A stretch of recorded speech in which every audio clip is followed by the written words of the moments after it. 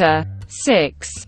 Emma could not feel a doubt of having given Harriet's fancy a proper direction and raised the gratitude of her young vanity to a very good purpose. For she found her decidedly more sensible than before of Mr. Elton's being a remarkably handsome man, with most agreeable manners.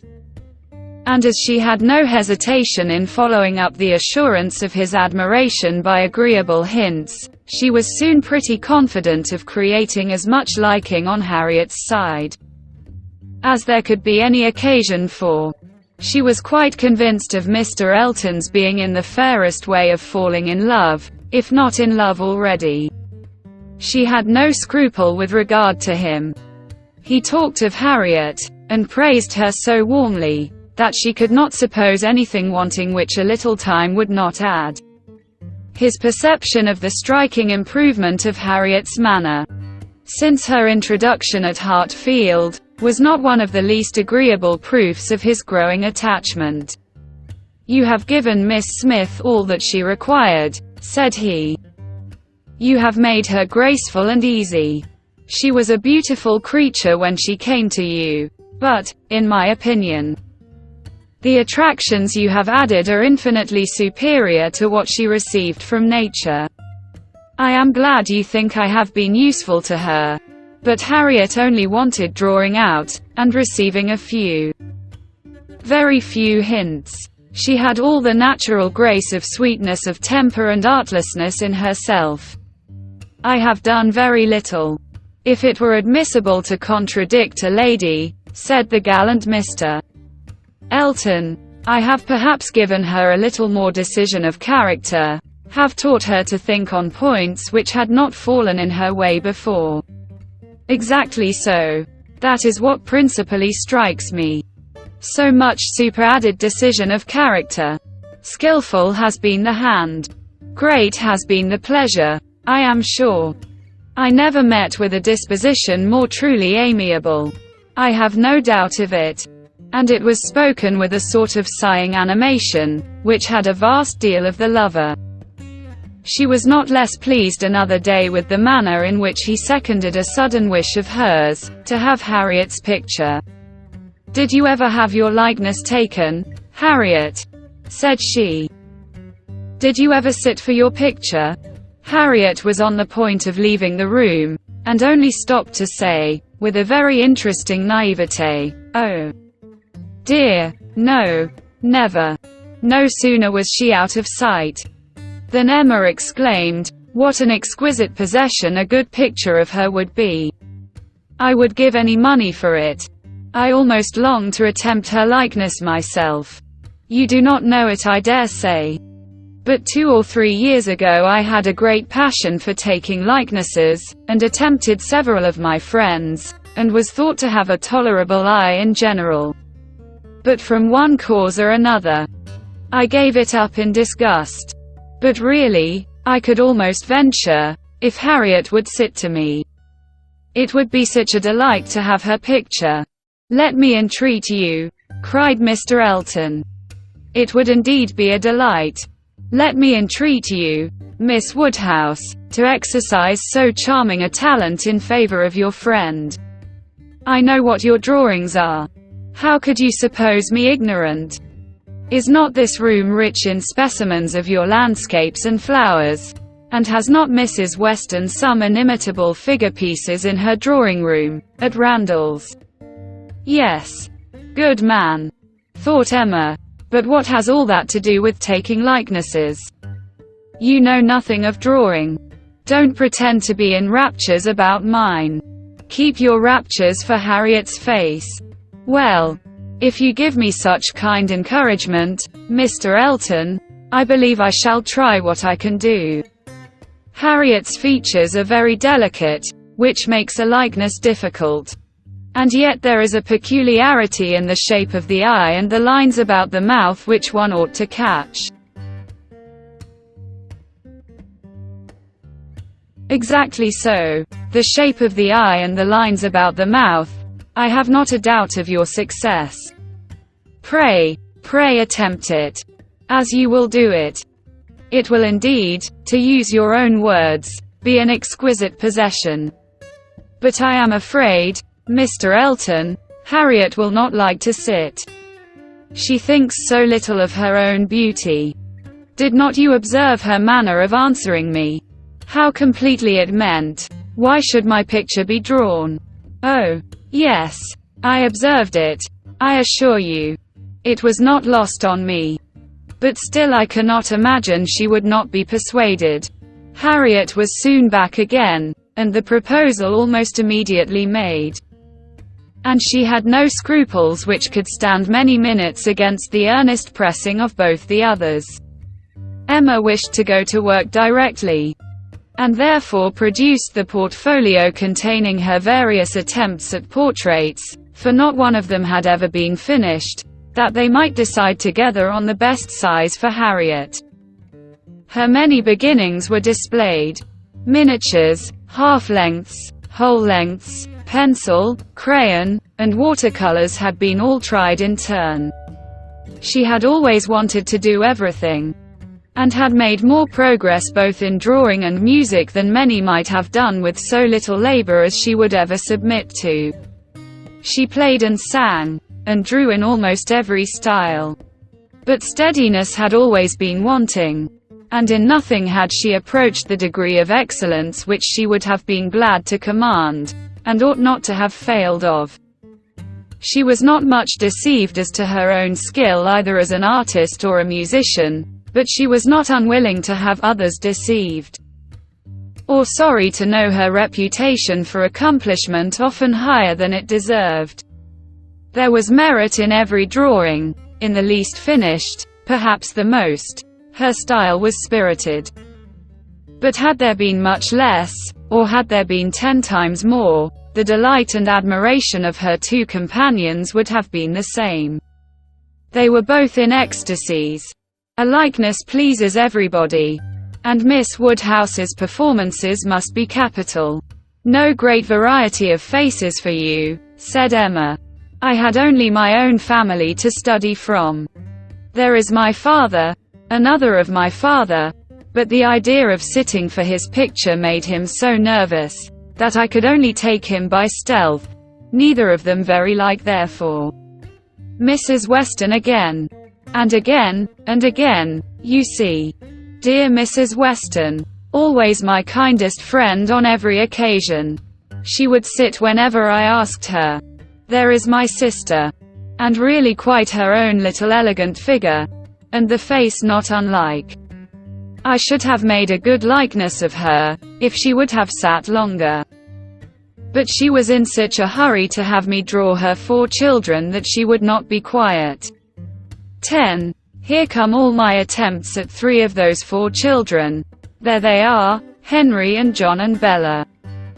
From one end of the sheet to the other, and any one of them might do for any one of the rest. She was so eager to have them drawn that I could not refuse. But there is no making children of 3 or 4 years old stand still, you know, nor can it be very easy to take any likeness of them, beyond the air and complexion, unless they are coarser featured than any of Mamma's children ever were. Here is my sketch of the 4th, who was a baby. I took him as he was sleeping on the sofa, and it is as strong a likeness of his cockade as you would wish to see. He had nestled down his head most conveniently. That's very like. I am rather proud of little George. The corner of the sofa is very good. Then here is my last, unclosing a pretty sketch of a gentleman in small size, whole length. My last and my best, my brother, Mr. John Knightley. This did not want much of being finished, when I put it away in a pet, and vowed I would never take another likeness. I could not help being provoked, for after all my pains, and when I had really made a very good likeness of it, Mrs. Weston and I were quite agreed in thinking it very like, only too handsome, too flattering, but that was a fault on the right side. After all this, came poor dear Isabella's cold approbation of, yes, it was a little like, but to be sure it did not do him justice. We had had a great deal of trouble in persuading him to sit at all. It was made a great favor of. And altogether it was more than I could bear. And so I never would finish it, to have it apologized over as an unfavorable likeness, to every morning visitor in Brunswick Square, and, as I said, I did then forswear ever drawing anybody again. But for Harriet's sake, or rather for my own, and as there are no husbands and wives in the case at present, I will break my resolution now.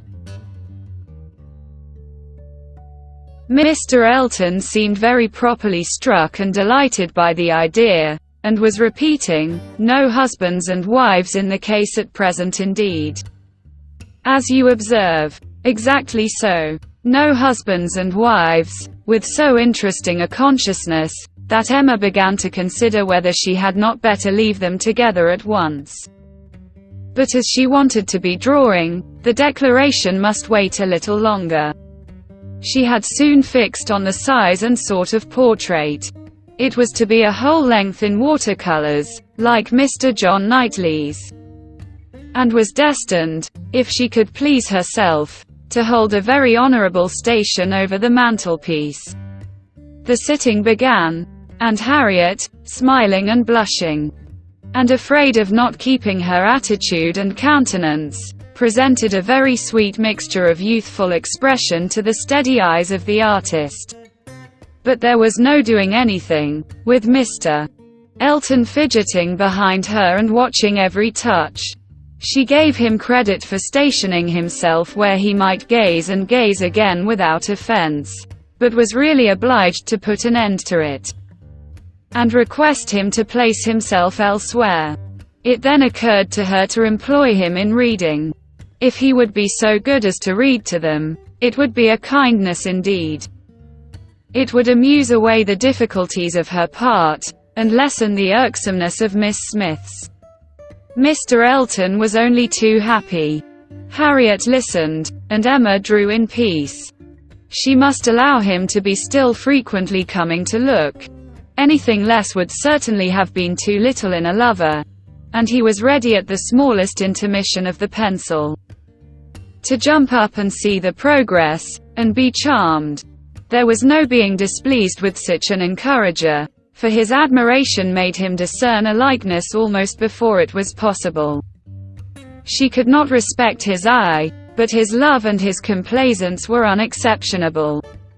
The sitting was altogether very satisfactory. She was quite enough pleased with the first day's sketch to wish to go on. There was no want of likeness, she had been fortunate in the attitude. And as she meant to throw in a little improvement to the figure, to give a little more height, and considerably more elegance, she had great confidence of its being in every way a pretty drawing at last, and of its filling its destined place with credit to them both, a standing memorial of the beauty of one, the skill of the other, and the friendship of both, with as many other agreeable associations as Mr. Elton's very promising attachment was likely to add. Harriet was to sit again the next day, and Mr. Elton, just as he ought, entreated for the permission of attending and reading to them again. "By all means. We shall be most happy to consider you as one of the party." The same civilities and courtesies, the same success and satisfaction, took place on the morrow, and accompanied the whole progress of the picture, which was rapid and happy. Everybody who saw it was pleased, but Mr. Elton was in continual raptures, and defended it through every criticism. "Miss Woodhouse has given her friend the only beauty she wanted," observed Mrs. Weston to him, not in the least suspecting that she was addressing a lover. "The expression of the eye is most correct. But Miss Smith has not those eyebrows and eyelashes. It is the fault of her face that she has them not." "Do you think so?" replied he. "I cannot agree with you. It appears to me a most perfect resemblance in every feature. I never saw such a likeness in my life. We must allow for the effect of shade, you know." You have made her too tall, Emma, said Mr. Knightley. Emma knew that she had, but would not own it. And Mr. Elton warmly added, "Oh no. Certainly not too tall. Not in the least too tall." Consider. She is sitting down. Which naturally presents a different. Which in short gives exactly the idea, and the proportions must be preserved, you know. Proportions. Foreshortening. Oh no. It gives one exactly the idea of such a height as Miss Smith's. Exactly, sir, indeed. It is very pretty, said Mr. Woodhouse.